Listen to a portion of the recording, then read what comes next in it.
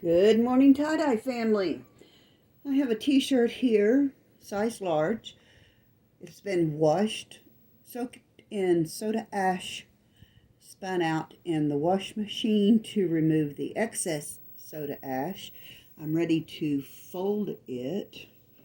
I'm going to make a spiral, get as many wrinkles as possible out of your garment.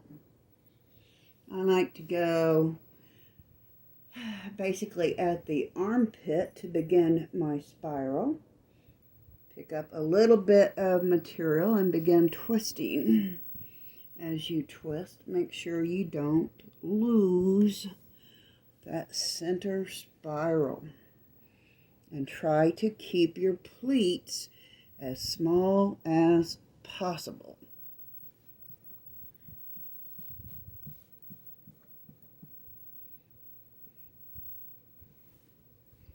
Bigger pleats tend to cover each other up,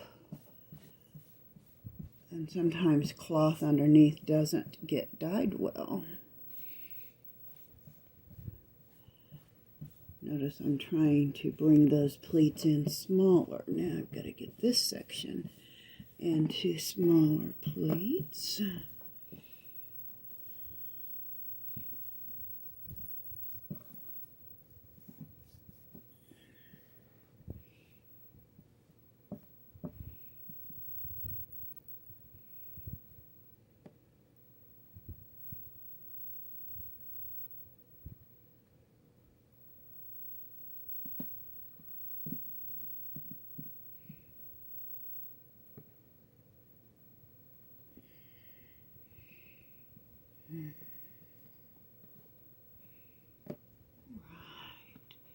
Just about got this wrapped up into a fairly tight spiral.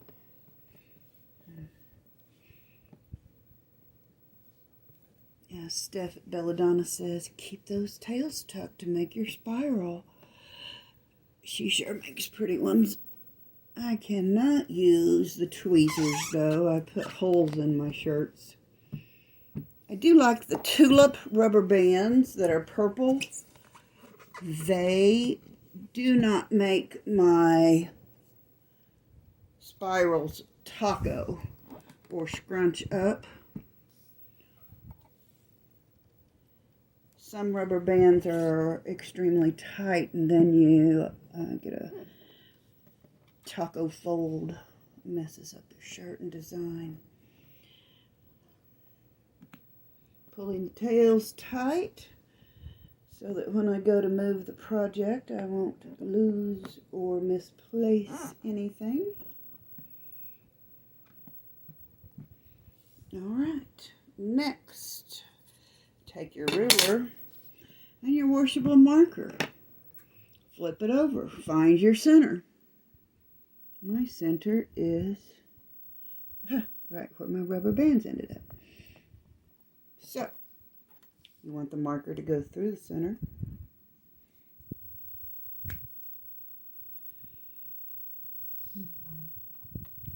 Put it down and over the edge, because that will allow you to mark the other side too.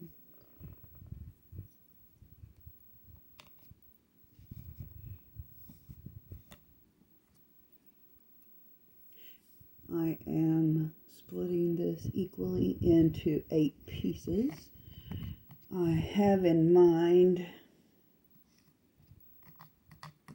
leaving part of this shirt white. I was wearing my sertraline blue and white shirt not long ago, and the young man having a birthday admired that shirt. So I'm thinking about making his look like that. All right. Have the pie pieces marked out on one side. I'm going to flip it over. Do the other side. It's not a requirement.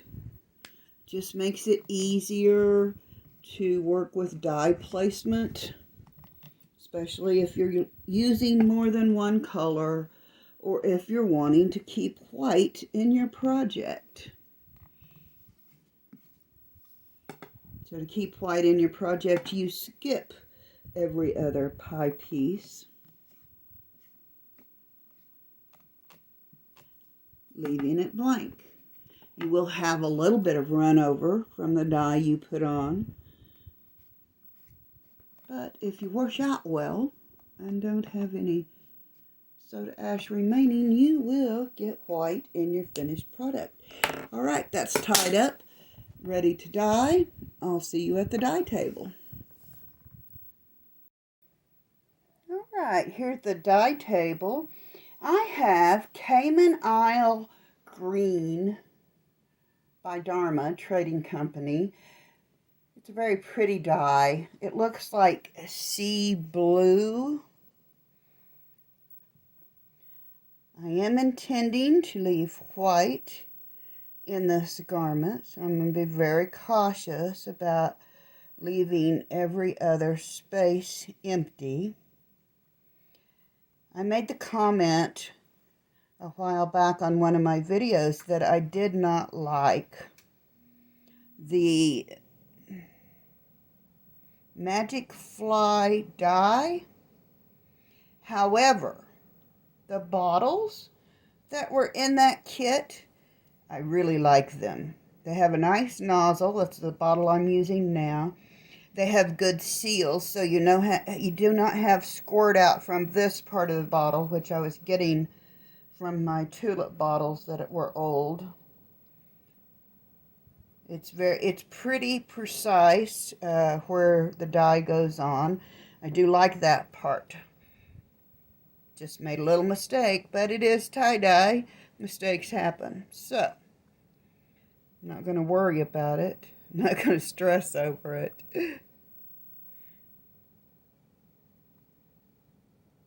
It will still have white and beautiful sea blue, blue-green. Can hardly wait to see the results, but I will wait 24 hours as it batches. All right, so we dye the pie pieces across from each other when we're using a single color spiral. This is a single color spiral.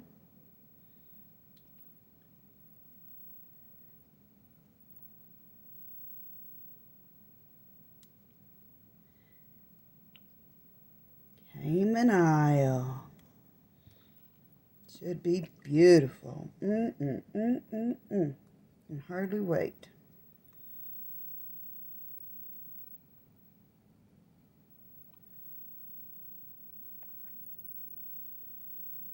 All right. Have dye on the first side. We'll let that set for about 10 minutes, flip it over, put dye on the other side, and then put it to batch for 24 hours. Come back and you'll see the results. Thanks for watching.